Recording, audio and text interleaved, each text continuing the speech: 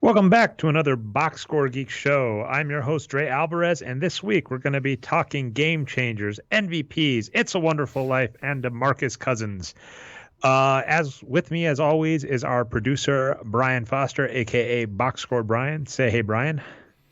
Oh, good evening, Dre. What's going on? And yeah, Merry Christmas and Happy Holidays and all that. We're, on the eve of the eve of the eve or something like that. So, yeah, it's good to get a show in. And, yeah, it's good to see that Game Changers article come out. I liked the last one you did. So, yeah, that's something cool to do, and I'm happy to talk about it. All right, so let's talk. Let's dive right in. If you hear some background kind of breathing, if it sounds like I'm trying to do a baby Darth Vader impression, that is actually my son Daniel, who I've referenced on a couple of shows. If you're watching the live one, I'm not cosplaying as Dr. Octopus. I am actually wearing a baby vest. He sleeps very well in it, and so we're gonna test to see if me podcasting with him on my chest works, or if we have to cancel super duper early. But just keeping you in the loop for those audio-only listeners, if you hear background noise, I don't know if the pop filter on my mic will filter them out. If not, you just get to hear some cute baby noises responding to me talk the NBA. So, like I said, I think I already gave the teaser, Brian. Game Changers, MVP, It's a Wonderful Life. It's a Wonderful Life is definitely out of place NBA-wise, but I figure it's that time of year, so no better place for it than here. And then we'll talk some DeMarcus Cousins.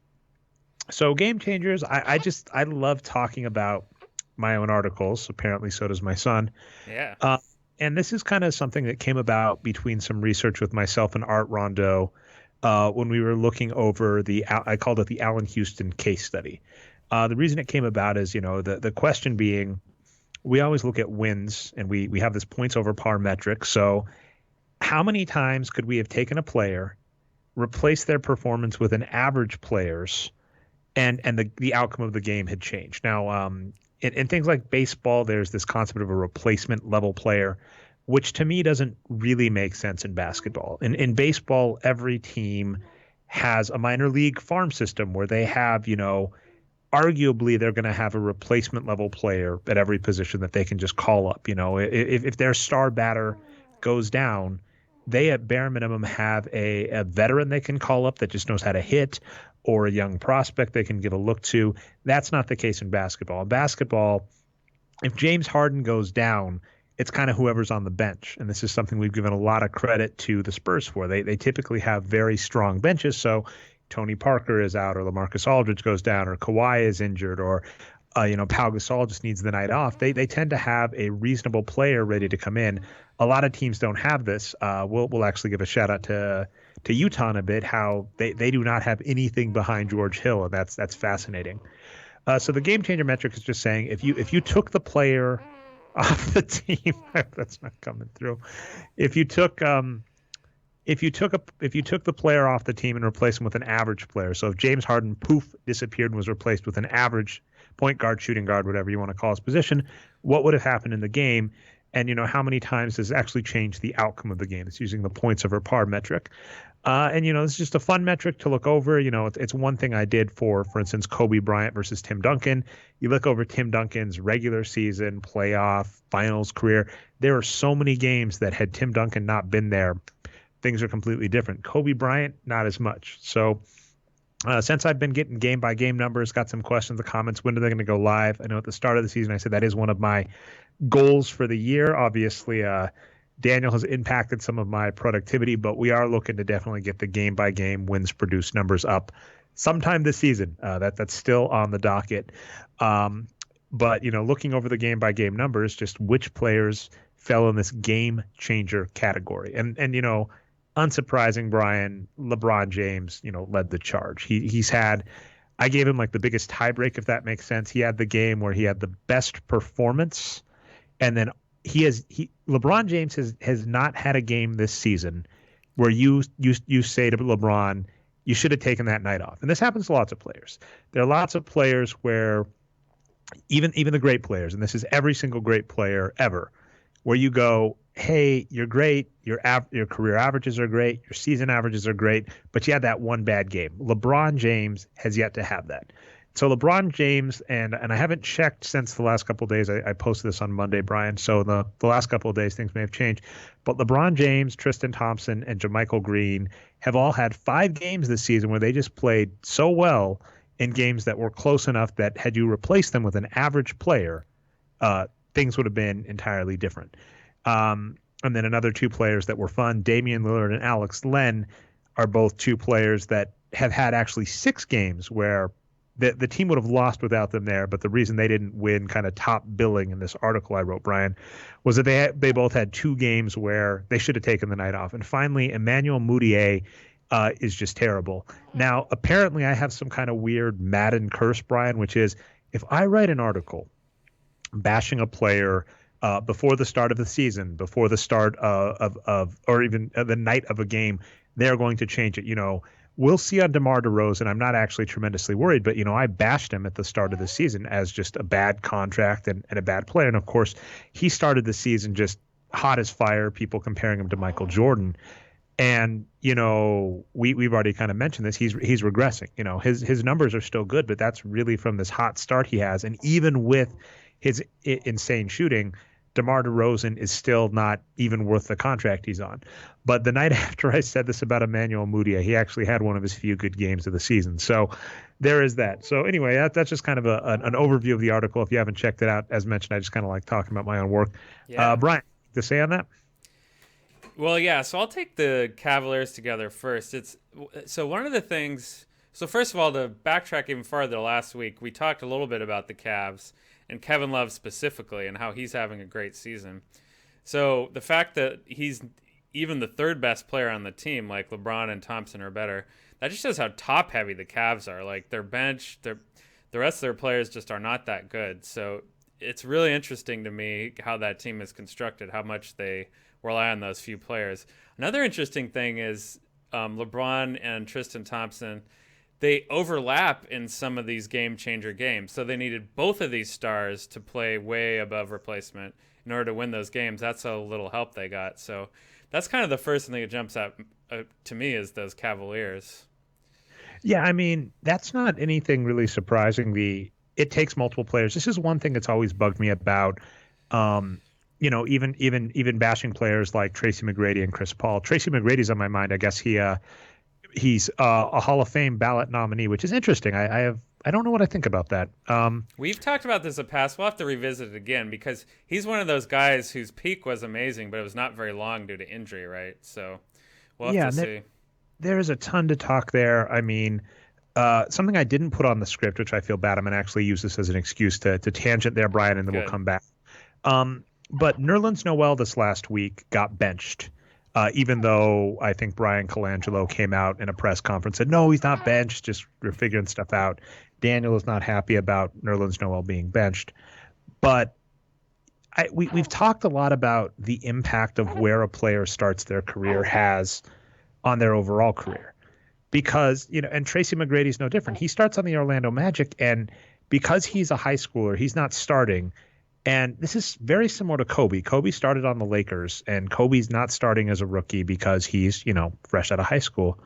The difference being Kobe Bryant's on a team with Shaquille O'Neal and Phil Jackson and some other established veterans at that point. I forget when Robert Horry showed up.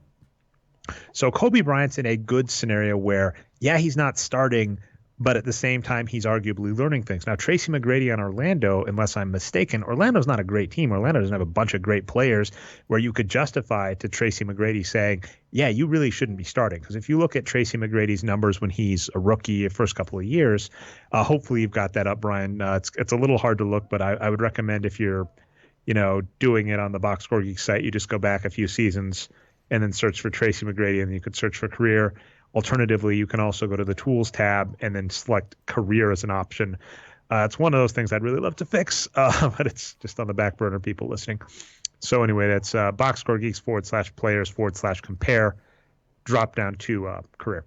But, Tracy McGrady only gets 1,200 minutes as a rookie, but his wins per 48, 0.198, and points over par, that's +3. That means an average team with Tracy McGrady against an average opponent if Tracy McGrady played the full game, you'd expect that team to win by 3 regularly. So when we talk game changers, right, if you've got a couple close games, Tracy McGrady on his own is basically, a 3-point edge against the spread every game. And then his next year, he's even better. He's got a 5.4 points over par, but he only gets, again, 1,100 minutes. Now, he gets normal minutes in his third season in Toronto, about 2,500, and, keeps up kind of his rookie level performance. But you look at Toronto. I meant to say Toronto, not Orlando. Apologies on that, Brian. Like, he's on this situation where he's going to be getting frustrated because he's not getting minutes. There's no real reason for him not to be getting minutes. It's hard for me to be argued that he's learning anything when he's clearly NBA ready as a freshman, whatever you want to call it, rookie is what I'm looking for, Brian. And you got to wonder what that does to the rest of his career. And he goes to Orlando, where Orlando's fascinating because I believe Orlando, they were aiming for Tim Duncan, Tracy McGrady, and Grant Hill. I think that was the trio they were aiming for. And Tim Duncan, we're going to talk It's a Wonderful Life in a bit. You got to It's a Wonderful Life. What would have happened if Tim Duncan goes to Orlando? What happens to the Spurs? What happens to Orlando? Oh my goodness, that's a very fascinating scenario, because Tim Duncan truly did touch a lot of people's lives in I almost said Sacramento, in San Antonio. But he goes to Orlando, and Grant Hill, kind of out of pride, right? Grant Hill plays on an injured ankle to end out his Detroit career, and his ankle's just busted up, and he gets this super long contract that hamstrings the Orlando Magic, but he never really plays. Tim Duncan backs out at the last second, goes back to San Antonio, and Tracy McGrady kind of flounders on Orlando. Now he goes to Houston. Houston is one of the most depressing teams to me with Tracy McGrady and Yao Ming, because they never overlap. Their ships crossing in the night. If Tracy McGrady and Yao Ming were healthy for just one season, what could have been, but they never hit that.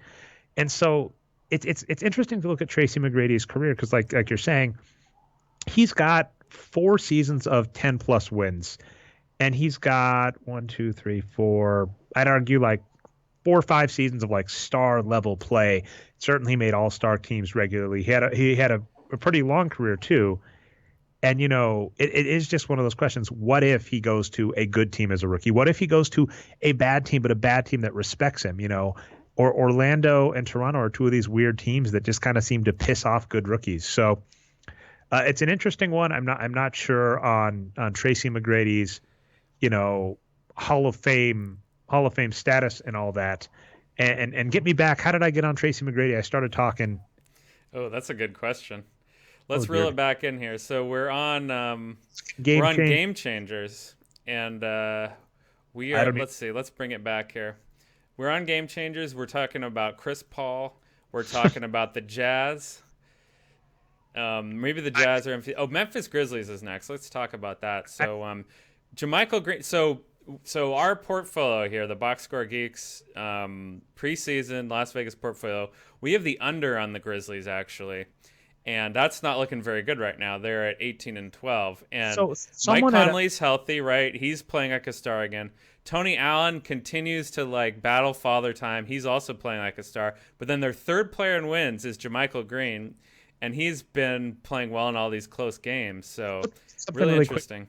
I've actually been looking at this a little for Chip Crane over at 3 Shades of Blue. So if you go to Basketball Reference, go to the season tab and go to the bottom. They have the Pythagorean win, which is based on their point margin, how much you'd expect them to win by. We respect point margin around here because basically point margin, as we've noted, it's what we use for points over par. It's what drives the wins produced formula. So we have a lot of respect for point margin. Now, if you look at the Memphis Grizzlies, they're actually, I believe, only expected to be at 14 wins, 15 wins. They're supposed to be a 500-win team right now. But if you look at them, they're 18-12. They're 3 games better than what you would expect. And, that's out of 30 games. So, if you multiply that by 3 kind of out for the full season, that'd be, 8 to 9 wins over what you'd expect. This is something we actually talked about last week in regards to the Golden State Warriors. The Golden State Warriors this year versus last year, they're pretty close actually in performance, but last year's Warriors just won a bunch more close games, got blown out in their losses. So the Grizzlies are kind of in the same boat. And, JaMychal Green is actually one of the secret sauces behind their pulling it out. There have been 5 games that normally would have been a loss if you'd have replaced JaMychal Green's performance with an average player. And the reason that's important is JaMychal Green, at least according to our numbers, unless it's drastically changed in the last 2 days, Brian, is an average player.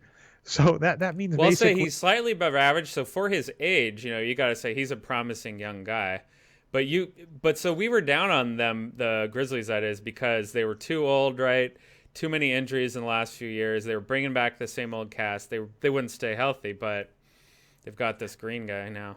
Well, Marc Gasol has looked terrible in the last couple of seasons, and he hasn't looked great. He hasn't looked like primetime Defensive Player of the Year Marc Gasol, but he's looked above average for a big, which is huge, right? If you had a terrible player and you replace them with an average player, that's an improvement. Vince Carter, although he's injured and out, he had this amazing stretch to start the season, and JaMychal Green is being this game changer. So, it's an annoying fact that basically the Grizzlies ran really hot their first 20 games, essentially. And their numbers say they're not a great team, but the advantage you have in the NBA, right? This is kind of why I've come up with metrics like the game changer metric is as soon as the game's over, it's over. It does not impact the next game. I mean, in some regards, back-to-backs and altitude and all that can, but what I'm saying is if I win a game by 20, that has no bearing on what happens in the next game. The shot clock, the game clock, the scoreboard all resets to 0. So the Grizzlies, we took the under, and it doesn't look like we were that foolish there. They are a 500 team according to their numbers currently. Daniel apparently thinks so too, but they ran hot. And if you squeak out a couple close games thanks to an average young player playing star for 5 games, that'll do it. Yeah, absolutely. So yeah, we'll see how it goes. We should keep looking at the Pythagorean wins and SRS pretty regularly. Because I think that's a good way to temper things. And just kind of my last thing on this before we leave this page here is I've seen some power rankings recently putting the Houston Rockets at number 1. I think CBS and Comcast was another. I mean, they're on a hot streak, right? They've won a lot of games, but just look at how SRS is filtering down now. The Raptors and the Warriors are way ahead of everyone else now. They're about 50, the Raptors are 50% higher than the Rockets, and the Warriors are almost double the Rockets' point margin now. Interesting about there. I've got a bunch. That's a fantastic tangent, and let's actually use that as an excuse to jump into the MVP category, Brian. Let's do it. So but anyway, those power rankings are wrong. Go ahead, Dre. Yeah, well, a common refrain on the show is we think most lists and most rankings by most analysts are bad. And as I've said, that puts us in a lonely position because it makes me the get off my lawn guy, which I am. Maybe I'll just get a shirt that says that. But yeah, we see a lot of lists and stuff, and what our thesis has always kind of been people look at the wrong stats. And so, as you're mentioning, the Grizzlies are playing great. And I think I saw an article, Tom Haber, I always get his last name wrong, Haberstrom, over at ESPN. Sounds right. I think he interviewed John Hollinger, who, obviously is the director of analytics, president of basketball, something, whatever title means, like high up and deciding personnel stuff over at the Grizzlies. One of our favorites, the creator of PER, which we think is a garbage metric, but we've always kind of said it appears that Hollinger's work with the Grizzlies does not match up with PER, so we have a ton of respect for what he's done. They interviewed him about how clutch the Grizzlies have been these last couple of seasons, even though Hollinger is one of these people that will say he doesn't believe in clutch. And that's a point, right? People will say the Grizzlies are running hot, the Grizzlies are clutch, and we'll just go, their numbers say they're a 500 team.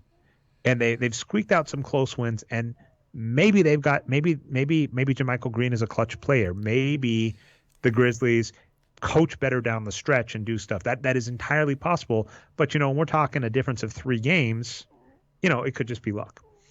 But that being said, when we talk MVPs, the reason I was going to bring this playing hot and all that, coming back to MVPs, is I've looked at the MVP award race a lot, and really, if you look at the last 20 years, and I looked all the way back for an article I wrote called like Everything You Want to Know About the MVP Race and More. If you look back to since MVPs have been decided by reporters, essentially you have to be on a contender to be an MVP. There are like 3 examples of that not being the case. And contender is a nebulous term. By that contender, I do basically mean like a top 3 team in the NBA. I believe if you look at the last 20 years, the MVP has always been on a top 3 team. With I think I don't recall if the Suns with Steve Nash were a top 3 team. I think they had won 54 games. They might have been a top 3 team with that, but the reason they got that is because Amari Stoudemire went down. So, Dre, there is an article, right, either on NBA Geek or Wages of Wins, and I forget who wrote it. Maybe it was you or Arturo, and it was about, it looked at the ingredients to win. Maybe it was Dave, actually. So a team needed X number of wins, and they needed X, Y, and Z players that produced a certain amount, and that was correlated with winning titles. So so what I end up getting out of that article is what I'm saying is you need 50-something wins to be considered a contender, and that's like the beginning of it. Does that sound familiar to you? Well, someone, James Ricardo, I think still works with the Mavericks, talked about that idea of like. He used to write on those sites back then too. He used to write on Wages of Wins a lot. Yeah. Dave's talked about this before, where you kind of had to have a threshold of, teams without a star player don't win an NBA title. Yeah. And I'm going to have to keep myself from jumping down a lot of tangents, Brian. But what I was going to say about the MVP is, in terms of the MVP race, a team that's not really top 3 isn't going to get an MVP nod. The MVP winner is going to be, and the teams I had started looking at, but I mean, basically I would argue at this point with how the NBA is shaken out now, the MVP is going to be on Cleveland, Toronto, Golden State, San Antonio, Houston, or the Clippers. Because those are kind of the only teams above 20 wins right now, that the teams playing hot. And you were noting there is a big difference between some of these teams, right? Houston and the Clippers are both 21-8. Now, this was what was huge to me. The Rockets have this hot stretch, and one thing I do like is if you go to Basketball Reference and actually just click on the Rockets /teams/Hugh HOU/2017.html for the listeners. I'm really curious how this audio is going to sound because my son is snoring away, Brian. They have this 10-game win streak.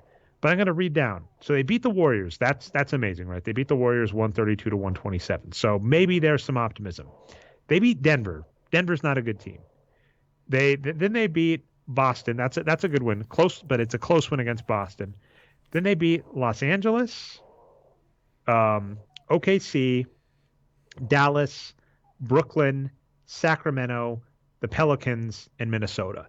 So like 7 of those 10 wins are against subpar teams. All the credit in the world for Boston, Golden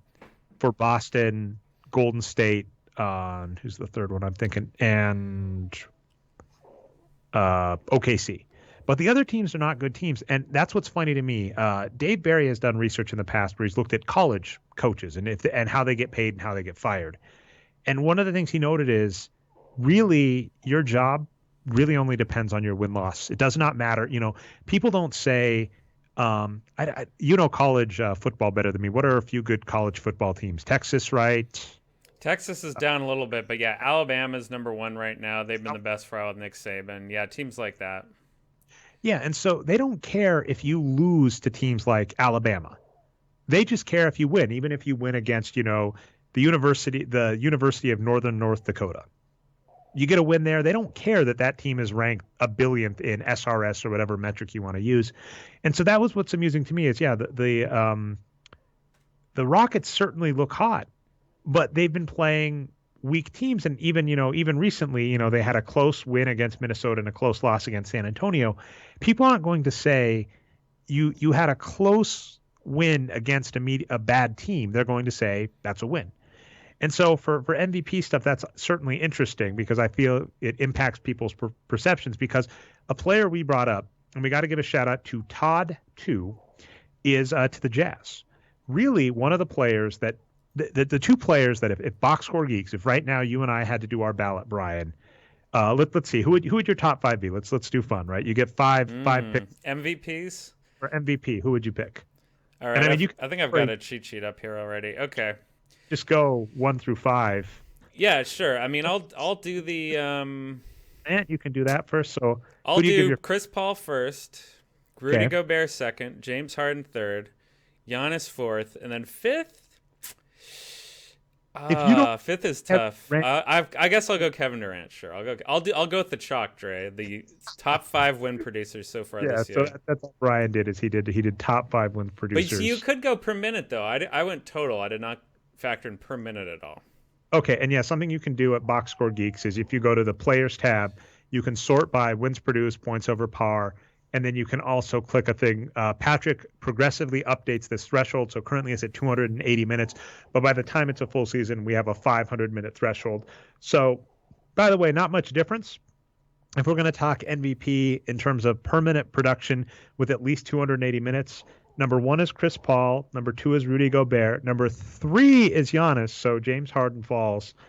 Number 4 is DeAndre Jordan. And number 5, this one's fascinating to me, is Dwight Howard. He has looked amazing. He has. Of us do my MVPs, Brian, and this is obviously somewhat subjective. I'll do Chris Paul, Rudy Gobert, Giannis.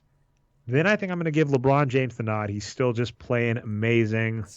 He was one of my considerations too, and Kyle Lowry also. It's really hard not to consider him.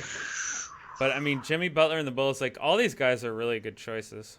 Like we have a lot of MVPs. Like that 5 Jimmy Butler. And we haven't even put Russell Westbrook, by the way, in our top 5. None of us have, and he's had all these triple doubles. Now, but by the way, I actually think Russell Westbrook stands a shot at winning the MVP. If OKC can get into, they have to be around 50. Now, I don't think he needs to be a contender. I even think OKC could be a 5th seed, right? Because you could do the Warriors, the Spurs, maybe the Rockets. I don't know who a 4th seed, maybe the Clippers, right? If OKC though is in that 4-5 range and not Chris Paul, Russell Westbrook keeps up this like triple double-ish performance. I think there's a good shot the voters give it to him because we've seen some kind of precedent for this. The reason LeBron James really deserved the MVP that first season on the Heat, and he didn't get it. They gave it to Derrick Rose. Shaquille O'Neal didn't get the MVP. Shaquille O'Neal when he hopped ship to the Heat is arguably why Steve Nash ended up with it. The voters tend to not give a lot of credit to a superstar hopping ship. So with that in mind, I think Russell Westbrook stands a shot. Now, it's worth noting we're not saying Russell Westbrook is bad. In fact, he is one of the top players in the league right now, according to us. Like he is, let's see, where do we rank him? Oops, I did in reverse order. Devin Booker is downright terrible. But yeah, Westbrook's a top 10 player. He has over 5 wins. It's just we've always kind of brought this up that people forget about missed shots. People forget about turnovers. Russell Westbrook, freaking amazing. One of the top players in the NBA. That should just tell you how amazing we think, for instance, right now, Chris Paul and Rudy Gobert are playing. Yeah, absolutely. And yeah, even Jimmy Butler, we haven't talked about him yet, but we've got some other great players up here too. Kawhi Leonard, who last year would have been an MVP in most seasons. Stephen Curry, who's having an off year, still up in the top 22. Hassan Whiteside, there's some guys having great seasons this year. It's been a great year for offense. Steph Curry, I would argue, is kind of doing an inverted DeMar DeRozan. His offense looked really kind of interesting at the start of the season, and it's a funny one because there are teams like the Celtics just out the gate looked amazing when they got Kevin Garnett, Ray Allen, Paul Pierce, and Rajon Rondo. The Heat actually, when they first got LeBron James, looked a little interesting. And what you could argue, right, is that the Heat had LeBron James, Dwayne Wade, and Chris Bosh, and all 3 of those players arguably were the main player on offense on their respective team. That wasn't quite the same with the Celtics. The Celtics, one of the advantages was Paul Pierce didn't stop being the man when those people showed up because Kevin Garnett's, a defensive lockdown guy. Ray Allen's a complimentary scorer. Rajon Rondo was always a distributor. So I think sometimes when you move a bunch of offensive weapons together, which is definitely the case, Draymond Green holds the ball a lot. Kevin Durant holds the ball a lot. Steph Curry shoots a lot. Klay Thompson shoots a lot. It's not hard to believe that it took them a little bit for their offense to kind of figure things out. And it seems like everything's going great now. So no, their offense is better than it was last year by quite a bit. Because shocker, Kevin Durant is a better small forward on that team than Harrison Barnes. Who knew? And so we're talking about the MVP conversation here. I would say that his So his offense has been amazing. Like we talked about this last week, so I won't go into details again. He's got a career high in true shooting, which is amazing for someone who maybe, you wrote an article on this, net points for Kevin Durant, maybe one of the best scorers of all time already. So the fact that he's improved even more has been amazing on that. But he's been even better on defense. He's leading the teams in total shot blocks, not per minute. I think that's JaVale McGee, but he's been rebounding. His assists are up. Like they just said, "Hey KD, we need you to do stuff other than score," and he's like, "Sure, I'll do it. I'm one of the best players." Yeah, we pointed this out last year when we were looking. It's like I was very offended. I think me, myself, Patrick were very offended by this notion that Kevin Durant was just a scorer, because when you looked at his numbers, I remember that. He did everything. He did other stuff. So it's like, it's not like Kevin Durant has been just a scorer his entire career. He's done a ton. And it's also not surprising, when he was on the Thunder, they had Serge Ibaka, they had Steven Adams, they had bigs. And so it's not surprising that when he goes to a team that, a little more small ballish, right, with Draymond Green and him playing the bigs sometimes, it's not surprising he can pick up the slack. Yeah, and that's part of why he's the perfect combination with Draymond Green, right? Is that, Draymond Green's small, but he can do big things, and Durant is big, but he can do small things, and they're just easily the best two, forwards together in the league, I would say, this year. They're just amazing. And so you want to talk Jazz a little bit, though, here, right, Dre, before we move on? I want to give a shout out to Todd, too, who said, you get a collective shout out to the three Jazz players averaging around 20 minutes per game and seriously negative points over par. I'm forgetting this already, these players, but right, it's Burke has to be one. Oh, yeah, so we've got Todd's comment here. Let's bring up these players here. So okay. Here we have the Jazz. So we've got them up on screen now, and for everyone listening along, I'll just talk about it a little bit. Gobert is number one in minutes. By the way. Oh, go ahead, Dre. So the three players he's talking about, Dante Exum, 582 minutes played, negative 3.8 points over par. He has contributed negative a quarter of a win to that team. Trey Lyles, 631 minutes played, negative 4.1 points over par. He's lost him about half a game. And finally, Boris Diaw, who briefly was the worst player in the NBA, and now just because of minutes restriction doesn't get that, negative 5.6 points over par, 430 minutes played, has cost them 3/4 of a win. The Jazz are leading the Northwest Division right now. And let's throw Shelvin Mack in there, too. He's at over -2 wins already at 656 minutes. But, yeah, go ahead. He's over -2 points over par. So to explain this right, with the wins produced formula, you can have positive wins, negative points over par, because, when you have an average player with 0 points over par, 0 wins per 48, or 0.1 wins per 48, that's average. That means you would expect that team to win 41 games in a season. So basically, a team that, like, on average gets outscored by 2 points a game, you still expect to win some games over the course of the season. So, Shelvin Mack is a below average player, but that team still wouldn't get shut out. Whereas we're saying Dante Exum, Trey Lyles, and Boris Diaw, a team of those three players, you would expect to not win a game all season and get outscored by by around 5 points a game. So that's pretty rough. Yeah, it's really interesting, because the Jazz, I feel like in the past, have been a little bit different. They've been a more balanced team that haven't had any stars.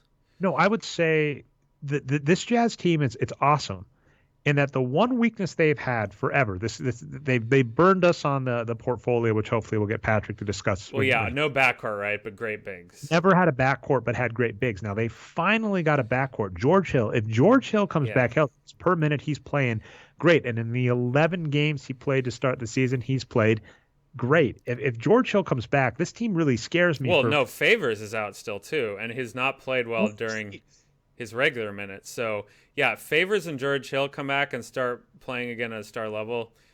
Watch out for this team. Even Jeff Withey has been great in limited minutes if he plays more. So they've got guys to give these minutes to that these bad players are taking right now when healthy. So this could be a really scary team. Just to say a few more things, though, we've been talking a ton about Gobert. Let's just not overemphasize this too much. He's one of the best players in the league now. He's really taken a step up. Gordon Hayward has also done that too. He's been kind of an above average player in the past, who's maybe been a little overpaid, but now that he's playing as well as he is now, and he has a contract that's under the old CBA, that's a great contract value for them, and he's a great option to be the guy taking the most shots on the team. So yeah, they're looking really good, the Jazz. This team could really burn somebody in the playoffs, because if they end up like the 4th seed, which is entirely possible because the Spurs, the Warriors, and Clippers are that good, it's entirely possible they're the 4th seed, and take down the Rockets in the first round, and then possibly hurt one of the other teams in the second round. So this team is looking really good. And but the reason I put them in the MVP point is just to reiterate this again. Chris Paul is the MVP. It's not even close. He's the best player in the league. He's put up the best minutes. I think when I broke it down, I think he had like 3 game-changing games. But one of the advantages is the Clippers, like the Warriors, have had some just blowout games. And when you blow, if you have a great performance, but your team blows out the other team by 30, it doesn't matter. Anybody could have been there.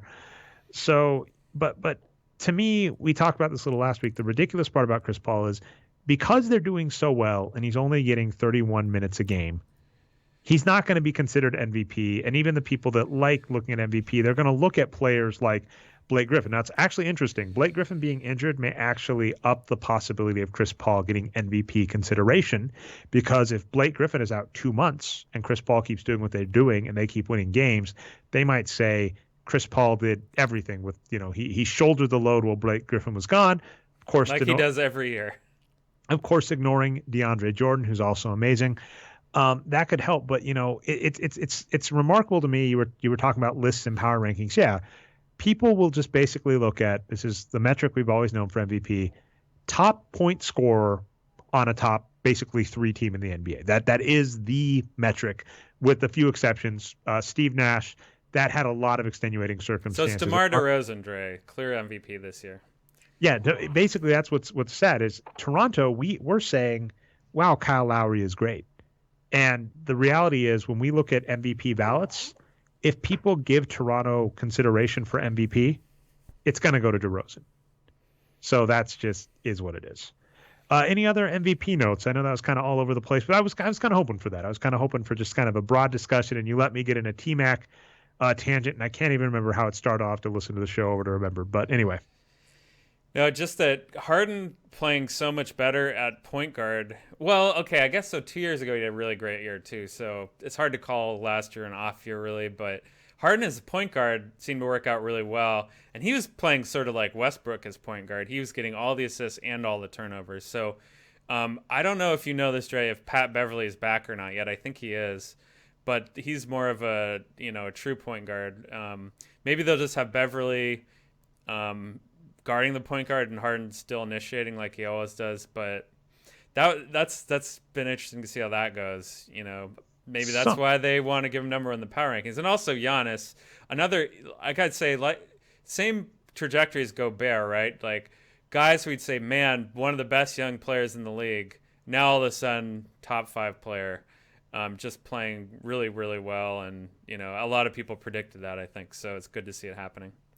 Yeah, the interesting thing I'll say on Harden, there was an article about Daryl Morey something. I don't even care. I mean, I like Daryl Morey as a person, and I do definitely like the Sloan stuff. But my general take, my get off the lawn-ish argument is most NBA teams, even if they have an analytics department, don't really seem to do much to sell me on them being good with analytics. I've kind of argued that the Spurs, and we'll see on the Warriors, right?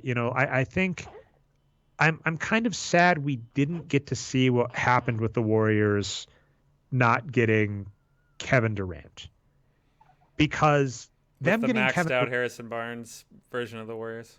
Yeah, well, I don't know if they'd have done Harrison Barnes. That's the question. That's the whole thing. Is the rumor was they were going to do it if they didn't get Durant, but maybe they wouldn't have. Maybe that was just out there.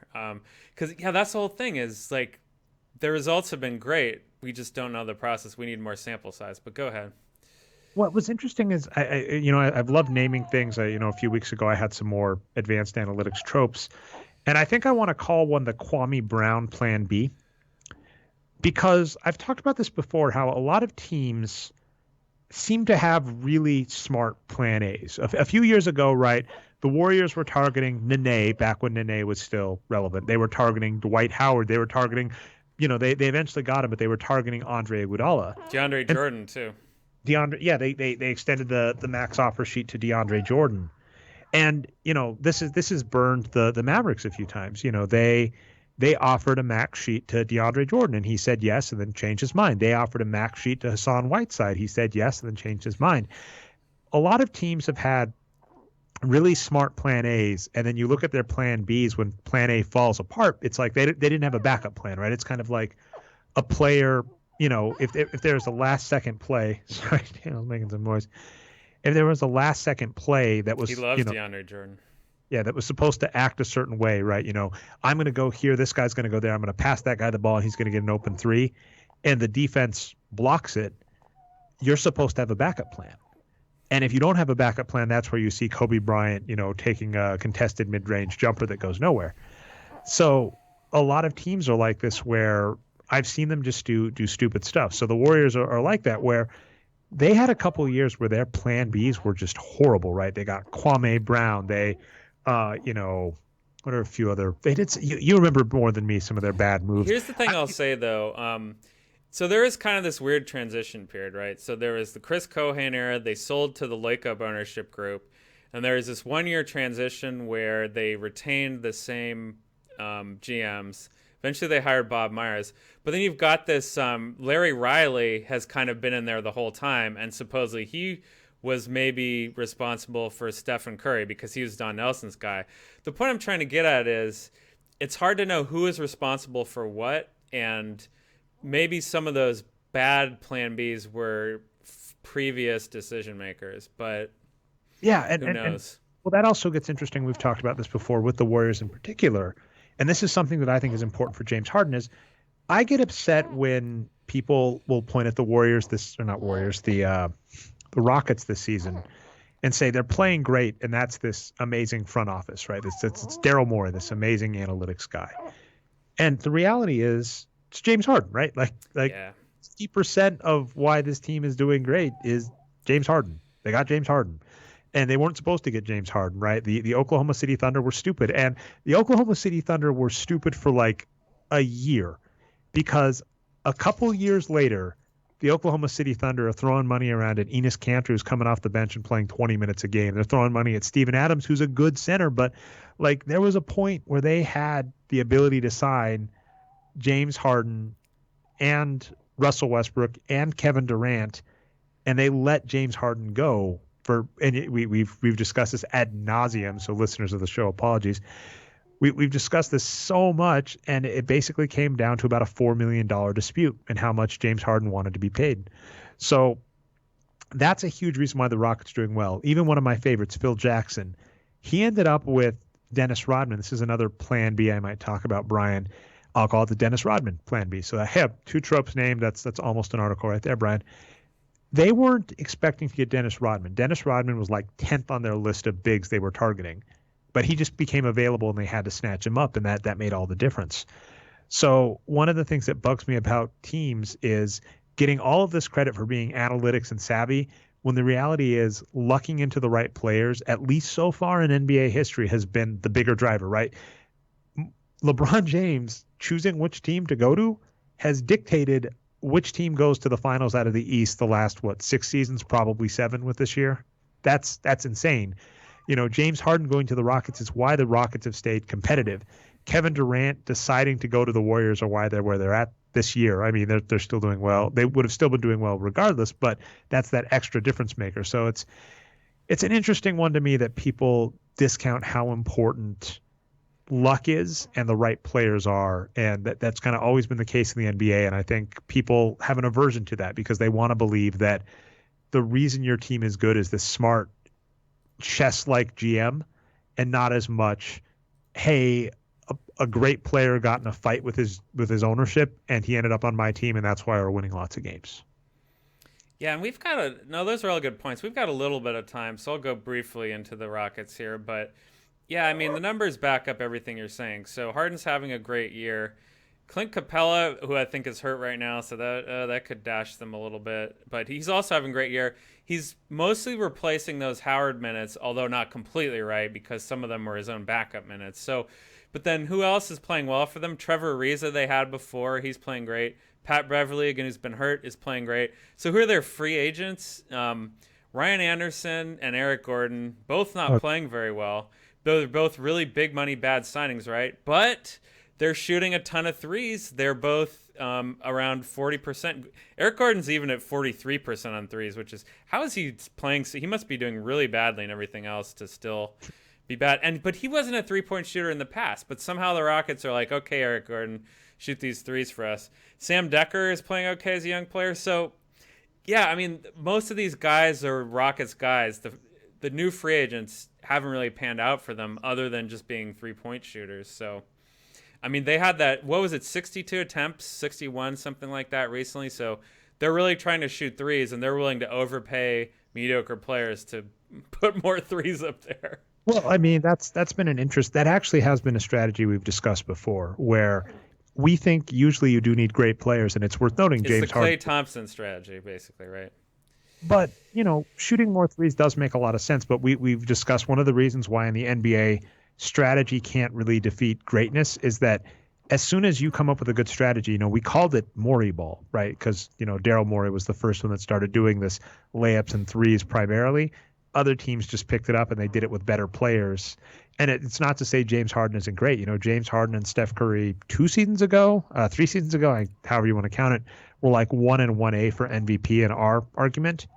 But, the Warriors just had more players. They had Clay, they had Draymond, even Iguodala was taking threes. So it's just a case where as soon as you come up with a good strategy, team with better talent will just copy your strategy and do better. So that being said, yeah, we like the Rockets trying this strategy. I do think it's interesting that people aren't noticing that their strength of schedule has a lot to do with how hot they're playing currently. And while we think they're a good team out west, and a lot of that has to do with James Harden, I think push comes to shove, if things keep going the same way, they're not in the same tier as the Warriors, Spurs, and Clippers. That's a great summary. Are we ready for It's a Wonderful Life? All right, I'm actually starting to lose my voice, but let's keep going. The only reason this is out here, Brian, is I've had this post that I've wanted to do as a video for a couple of years now, and kid in my arms, a bunch of stuff ends up on the back burner, and I wanted to get it out before Christmas, and I figured this show might be the only chance for that to happen. Although Daniel may prevent that from happening, so that's kind of funny. Pretty much, I have a theory about It's a Wonderful Life. I've watched it a couple times, and my thought is, so if you don't know, It's a Wonderful Life, very popular Christmas movie, plays a ton during the holiday season. The reason that happened was it was such a failure that the person at the studio that owned the movie didn't renew the copyright. They just forgot because it was such a bad movie. It didn't make money at the box office despite having some, stars that had Jimmy Stewart. That it basically went into the public domain, and a bunch of television companies back when television mattered, imagine that, broadcast television before streaming, would just air it all the time at Christmas, and then it turned into a popular classic that kind of everybody knows around Christmas time now. And the thesis, if you don't know, is George Bailey runs a savings and loans for houses in this small town, and he helps out a lot of people. Apparently, I'm going to get into that in a sec, but is down on his luck because financial trouble, after the Depression, and is thinking of committing suicide. And God and his angels decide that, I don't think God makes an appearance. I think it's just angels. But the angels in heaven decide this guy's an important guy. They need to convince him not to commit suicide. It's that important. And an angel comes down and shows him what his life would have been like had he never been born, and how important he was to everybody in this city, and how much more horrible it would have been without him.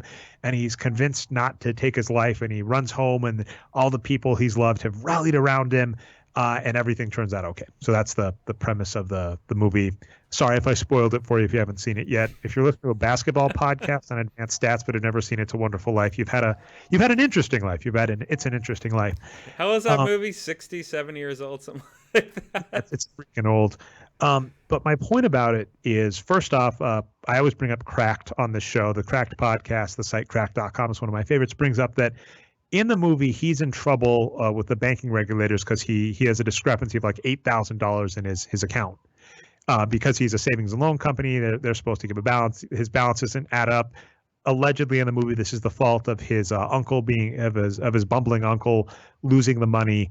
But all of his friends and family come together and give him a bunch of money so that he's able to pay back, put the money in the bank, and the discrepancy is resolved. Except, as Cracked points out, well, the whatever banking commission would still have a problem. They'd go, where did that $8,000 go? It's not acceptable for you to take a loan from all of your friends and family to pay back that missing $8,000.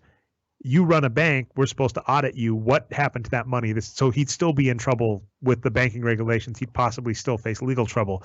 So that's the first problem, and that's getting way more nitpicky. But my point is, this has a what if scenario. And I've always thought, watching this movie, how interesting it is that the thesis of the movie is how important George Bailey is to everybody else, but how George Bailey centric all of the memories. So the Angels first do a flashback of George Bailey's life before they show more world without him.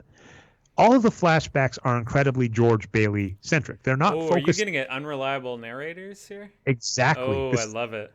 My thought is George Bailey is thinking of jumping into the river, commit suicide. The angel Clarence decides the way to prevent George Bailey from killing himself, this is interesting, is to jump into the river so George Bailey jumps in to save him. I think what happens is George Bailey jumps in the river to commit suicide. As he's freezing to death, by the way, even if he jumped in to save Clarence, it's freezing weather in I forget which town it is. It's Bedford Falls. I don't know the state. That's interesting. I've never, Brian, if you want to catch me up, if you want to use your amazing producer skills to see what Bedford Falls, what state it's supposed to be in. I thought is George Bailey jumps in the river to commit suicide. And as he's dying, he has this hallucination of angels saying how important he is and how they need to save him. And then at the last second, he saves an angel from drowning, and the angel shows him how important he is. And that's like his last, it's a Jacob's Ladder scenario, right? This is all a hallucination of a dying man. None of this actually happened. And or maybe an Inception scenario. You have to go inside like 3 different dreams as they're falling. Ooh, I hadn't not gone that far, but yeah. I do have an update, though. Bedford Falls is an imaginary town. It is based on Seneca Falls, New York, which Frank Capra, the creator and director of It's a Wonderful Life, visited. So that's where it's from. And also, more news on It's a Wonderful Life. It is actually 70 years old as of yesterday. It came out on December 20th, 1946. So there you go. Perfect timing for an update. So basically this is an unreliable narrator situation because all of the flashbacks are George Bailey centric. If the angels were really trying to say, look how important this guy was to everybody else, you would figure they would show everybody else. They wouldn't focus on George Bailey. They'd focus on all these other people. I think there are only like 3 scenes. I'll have to break them down at some point that don't focus on George Bailey. And it's possible, I think, this is the unreliable narrator, I think it's entirely possible that George Bailey imagined 2 of them. Because one is a discussion with Mr. Potter, who's one of the great villains in America's cinema history, basically having a discussion about how much he hates George Bailey and wants to take him down. I think it makes complete sense with the unreliable narrator, with what I'm saying, George Bailey hallucinating how important he actually is, to imagine this is what that guy thinks of him when it's not. Another one is of his uncle losing the money. So again, if he misran his accounts and has a bad bank, it's much easier for him to imagine that it's entirely his uncle's fault losing the money, as opposed to maybe the reality, which is he might be a bad businessman, which the movie actually backs up. He is not a good businessman. He's actually kind of a jerk. He yells at his kids. He yells at his students' teachers. He's got a really bad temper. So I think a lot of the movie, It's a Wonderful Life, is George Bailey kind of doing the, I don't know if this makes any sense, Brian, the passive aggressive hero thing, the where you try and do something nice for somebody else, but then after you do it, you basically are like, oh, you guilt them forever, relentlessly, about how much you sacrificed, how horrible it was for you, because George Bailey. Oh, he's like a friend zoning guy, like that kind of thing, the kind of men's rights activist thing. F the friend zoning thing. I'm saying just you do someone a favor, And they go, oh, thanks for the favor. And really what you're going to do is you're going to guilt them forever about how nice you were for that favor or how great you were. And yeah, actually, if you're talking MRA, yeah, the when you said friend zoning, you actually used it right. I hate the term, but you're right. When people say, I did all these nice things for you, why aren't you dating me? It's like, it wasn't nice if you were expecting a payoff. If there was an implicit agreement that I did not know about that said I had to date you because you were doing something nice for me, then you weren't doing something nice for me. Now there is certainly taking advantage of people being overly nice, all that, that's something else. But I'm saying, yeah, you're right. Where George Bailey just basically made a bunch of bad decisions, bad business decisions, etc., and is now regretting it all and wants to paint himself as the hero as he's dying. And I thought that was interesting. And especially the other giveaway of this, Ryan, is that in the hypothetical world, a lot of the hypothetical situations don't actually make sense. So the major, this should tell you how freaking dated it is. The major issue with his wife is that she goes on to be a librarian that never marries and becomes an old maid. And so like that's supposed to be a horrible outcome for her, that she gets a career and never married anybody. That doesn't even flow with the plot of the story, because in the story we're told that she was dating a friend of George Bailey's and that everybody was pushing George Bailey to date her. And he basically, it's really weird, he cheats on his friend with her while he's on the phone with his friend, as odd as that happens in the movie. I don't think George Bailey's a nice guy. So it doesn't make a lot of sense to say if you'd never been here, she would never have married, when the story we were told is she was dating one of your friends well before you came along and he went on to be successful. We're told the story how his brother went on to World War II and saved a bunch of people. And then George Bailey, they go, well, if you'd never been there, in the story, George Bailey saves his brother from drowning as a kid. But the other part of it is the reason his brother almost drowns is because he's following George Bailey and playing on a hill with him. And if George Bailey's not there, his brother's not on that hill. His brother's not almost going to drown. So to me, it feels very much like George Bailey is going back through life and saying to himself how important he is and how screwed all of these people would be without him. And I don't think that, angels actually intervened. I think this is a hallucination of a somewhat self-centered, kind of nice guy. He does do some nice things in the movie. He's not a horrible person, but I'm saying the movie paints him as the saint that this town would have fallen apart without. And I paint him more as kind of a flawed person that's hallucinating after he kills himself. And the cracked headline here is George Bailey is dooming the entire town by not killing himself. So you wouldn't go as far as cracked, but wow, that's the title. Wow, that is a rough title. I mean, the other argument I've heard is what's funny about George Bailey as a character when you look at what happened in the real world is he runs a savings and loan to finance people for houses. And he basically helps a bunch of people in this town that really can't afford houses get houses. And the villain is this banker that goes, all of these people shouldn't be living in these great houses. They don't make enough money. I want them to rent for me in these kind of slums.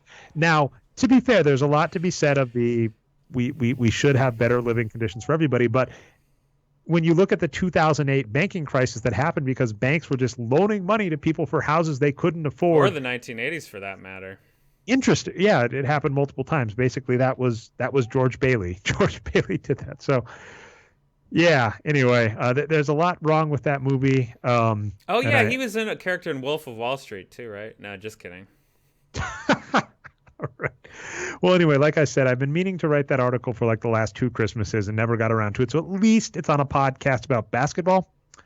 And then I don't really have a nice segue into our next subject, but Patrick, normal co-host NBA Geek, he wanted to talk about this but couldn't make the show. He wanted to talk about DeMarcus Cousins. DeMarcus Cousins has been having some issues. The Sacramento Bee, he got a big fine for using bad language with them. In the last game, he almost got a technical ejection for throwing his mouth guard. Turns out he spit it out, which is apparently okay. Throwing it's not okay. Spitting it's okay. He's arguing it was an accident. After the game, he had an interview where he was basically kind of claiming the refs are out to get him, and it's pretty obvious. Maybe it's a Rasheed Wallace situation. Maybe the refs genuinely do dislike him. But Patrick talked about it, and he said, although it is clear DeMarcus Cousins lets his temper get the best of him, I did know that part during the clip where he's like, "Hey, I'm still talking. This is an old This isn't after the last game, the 55-point game. This was another one. He was talking and he said, "Hey, I'm still talking, man." He said the guy really did interrupt him rudely.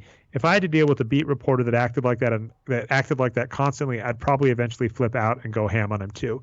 So Patrick's point here is DeMarcus Cousins has had a lot of issues with tempers, has had issues, in that last game I'm talking about, his mic was cut off in the middle of the interview.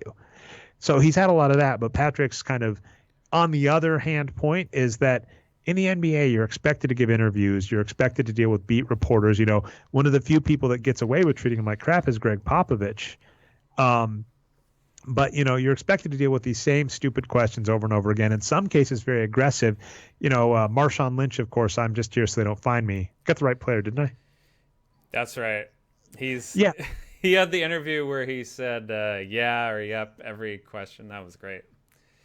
But so to that point, if you had to deal with that kind of crap with a really, we've talked about the really weird paternalism in professional sports a lot, particularly and primarily African-American sports, basketball and football, this weird, dance for us mentality.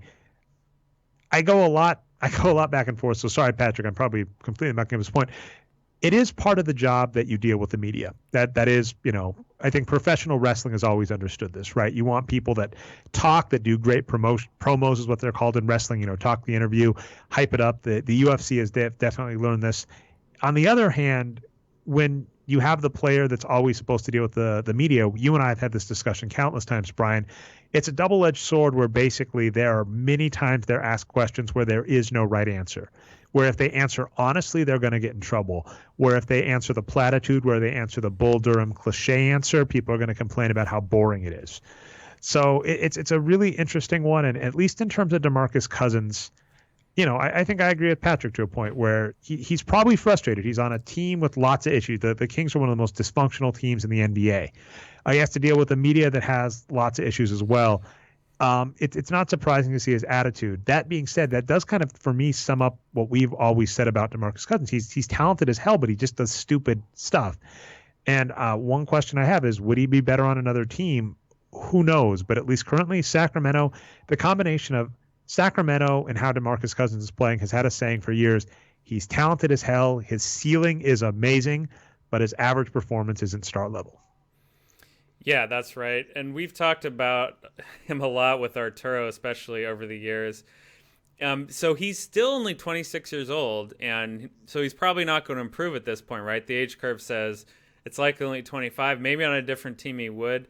But yeah, he just, magnitude matters. I like to say that. His turnovers and missed shots just counteract all of his great defense. And, that's just, I think he just is who he is at this point, right? I mean, did Rasheed Wallace ever, calm down towards the end? Or I don't think so. Like, I think Cousins just doesn't get it. Like I threw a link in the show notes, Brian, about Zach Randolph, because Zach Randolph is one of the few players that was terrible his entire career and really turned it around in Memphis. And a sports psychologist we've talked to, Eric Weiss, noted that one of the big drivers was basically Marc Gasol was a very positive influence on Zach Randolph. Their friendship really helped him stop doing a lot of stupid stuff, stop making dumb decisions. I think it's entirely possible that this happens, this could happen to DeMarcus Cousins. We keep not arguing, but saying that the environment players are brought up in, and I'm not saying like youth, I'm saying like the first team they're drafted to matters a lot. And as I mentioned, it was Nerlens Noel and Tracy McGrady. That was the tangent. Geez, Brian. So back to Nerlens Noel, which I wanted to talk about at the top of the show. Nerlens Noel, it's a really messed up situation on Philadelphia. And you can't really argue that Nerlens shouldn't be mad that he's on a team that drafted 3 bigs in the top 7 3 years in a row, and now has an odd man out because he was injured at the wrong time, right? Embiid was injured too, but now Embiid's back, that he's kind of getting the odd man out during a contract year. You can't really fault Nerlens Noel for that, but that's really common in the NBA. The environment you're in matters tremendously for your development as a player, as well as for your marketability as a player, which matters huge for your career earnings, career accolades, et cetera. So it's possible DeMarcus Cousins in a better environment would calm down, would stop turning the ball over so much, would stop fouling so much, would stop getting so many texts, would get along better with the media. We just don't know. And one of the things we've talked about before on the show is I just get really angry at the confidence people have in, well, obviously, if he goes to Boston, he's going to be great. Maybe. He might be great. That might be a good thing. The issue we have is I don't want to invest $20 million a year in a player that, as of yet, has never shown me he's been even capable of being star level for a full season. Yeah, exactly. And that's the whole problem with this, right? Is that you don't pay a lot of money for potential. So right now, he's kind of considered like in a Kevin Love type of situation. In fact, I'd say he's even more. If that you say who are the top 3 centers in the league, I think mainstream he'd be considered one of them for most people. We were just talking about the MVP earlier, so obviously we don't think that's right. Whereas Kevin Love was like, oh, he has empty stats on a bad team. All of a sudden he comes to Cleveland though, and he's playing great still. So really what we're saying is we think it's the opposite of that Kevin Love was the good player on the bad team and Cousins was, the empty stats on the bad team. Empty, whatever that means, scoring a lot of points, right? So, I mean, of course he could get better. I'm just not betting on it at this point at the price it takes to bet on it. If you could get him for a mid-level exception, great, but you'd have to pay a lot more than that. Yeah, the salary and the fact that he is a trade asset just disqualifies it. Yeah, because his perceived value is always going to be more than his actual value to your team. So no good team would want him on their team. They could get something better for him. But I had one more thing on this trade. I don't know if you had more. Oh, go for it. Oh, so what I was going to say is just about Patrick's whole point on the media and the NBA. It's so interesting because so on the one hand, how does the NBA make all of its money? So there is, merchandise and ticket sales and all that, but the TV contracts are a huge deal. And so that's, I'm guessing, maybe you know this better than me, but I'm guessing the reason why they have this mandatory media eligibility in all the pro sports is it's kind of baked into all these deals. The understanding is, well, we're going to pay all this media money. You better, let our players be available. And they're going to have to wear suits on the bench and do mandatory charity and all this other bogus stuff. I mean, that's where it gets funny, where I completely understand and recognize this is about more than just watching people play, right? The narrative behind the game can add so much to it, including the demand to watch it, right? At this point, for the rest of their careers, when Russell Westbrook and Kevin Durant play, as long as both of them are putting up 30 minutes a game, that is going to get eyeballs for the rest of their careers. Doesn't matter where they end up either, right? Now, we've made the point that there are times where the added value of a draw, like a player like Kobe Bryant, isn't worth the price. Kobe Bryant may get extra people in the stands, but it's not worth 30 million. You could basically just fire Kobe Bryant, lose the $5 million of ticket revenue and just call it a plus. But for star players in their prime, especially if they're a draw, it is huge. And I think it's perfectly fine to recognize that. I bring up professional wrestling a lot, Brian. Yeah, professional wrestling realizes this too, right? Yeah, you want to see people doing backflips off of top ropes and hitting each other really hard and ooh and ah, but you want a narrative, right? The best people in wrestling were the people that got the audience involved by talking or giving you a narrative to watch. So the NBA, I think, is right to recognize that. I think where it gets into this blurry line is, where you get this weird, like the suit thing, where you kind of get a white guy telling a black person, hey, calm down. And even in DeMarcus Cousins' case, it's like, there can be a positive synergy between the media and a star player. But if the media is annoying and antagonistic to that star player, it's hard to get mad at that star player for eventually snapping. And the hardest part, too, by the way, is something the NBA never seems to like is these are called heels in wrestling. To me, it's perfectly fine to get villains, right? The bad boy Pistons, they embraced that role back in the 80s, and that was good. And I think the modern NBA doesn't really want to have villains, but I think it'd actually be okay if DeMarcus Cousins embraced the villain role. Oh, it's Draymond Green right now. Everyone hates him. And LeBron to some extent. Draymond Green is doing good, by the way, as a heel. The problem, I don't know. He needs to keep his heel off of people's groins is his real problem. Like, I still don't know what that's about. I'll give you, that's an okay pun, Brian. Anyway, anything else to end up on? No, I mean, you covered most of it. It's just, it's really interesting, that duality. And this reminded me of politics a little bit too, because I hate to bring this up and taint the show with it, but so in politics it's the same way, is that politicians have traditionally relied upon media coverage to get their message out there and get their brand out there. And so presidents have always had these press pools where all of the White House press corps that's dedicated to the White House follows them around, gives out their reports. They have a press secretary to spin it and, try to get their message out the way they want. And that's how they continue, to go out there. But we've seen, and so they've had to put up with, pushy journalists because of that trade-off, right? That they maybe they don't like all these guys, but if they can shape the message, they depend on them. Trump is now saying that he doesn't, that he has Twitter. He doesn't have to depend on the mainstream media to get his message out there. So he's, not going to have a press pool, not going to talk to the media as much and say, I can just jump past that bargain and just do it on my own terms. So, it's kind of interesting how that happened in politics, but I don't think there's an equivalence in the NBA as long as the TV deals are giving them most of their money.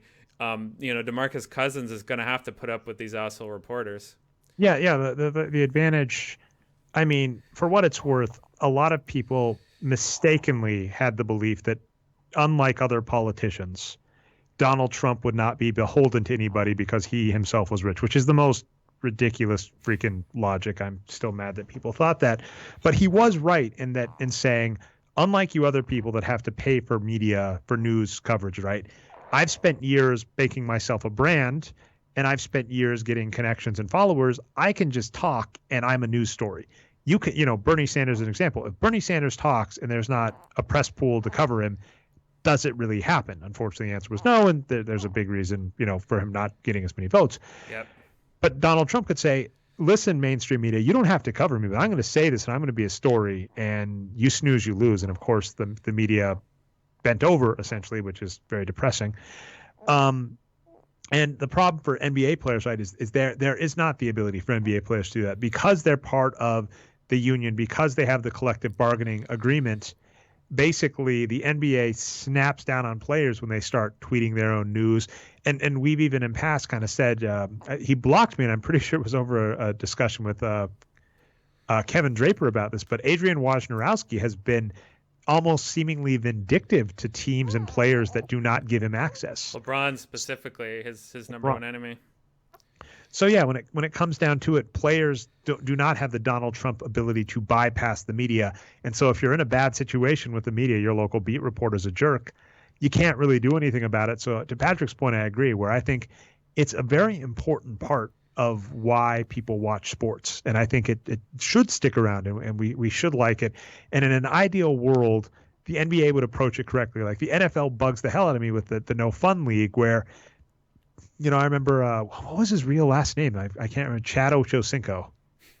Chad Jones. Chad Jones, thank you. Ochocinco's much better. Jones is very boring. Had those amazing end zone, dances and stuff, and they shut it down. And it's like, why are you removing the fun kind of needlessly just to exert control? You should be working with it because this makes people want to watch. I want to see an exciting end zone dance. I want to see all this stuff. And there's sometimes a disconnect between the media and the players, but they do matter together for the popularity of the sport. That's I'm just running all over the place, Brian. I don't really have a cohesive point other than. Sorry, it's Johnson, not Jones. I'm so sorry. I'm thinking of a different Jones that was a receiver. Chad Johnson. Chad Johnson. All right. But anyway, we didn't really resolve anything there. But yeah.